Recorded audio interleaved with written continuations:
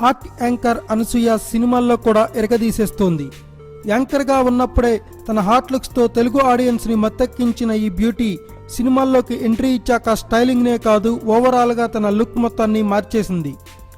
రీసెంట్గా ఓ channel award function జరిగితే అక్కడ అమ్మడు శారీలో ఇచ్చిన లుక్ మామూలుగా లేదు. పింక్ కలర్ శారీ కట్టిన అనసూయ సీ గ్రీన్ స్లీవ్లెస్ జాకెట్లో సందడి చేసింది.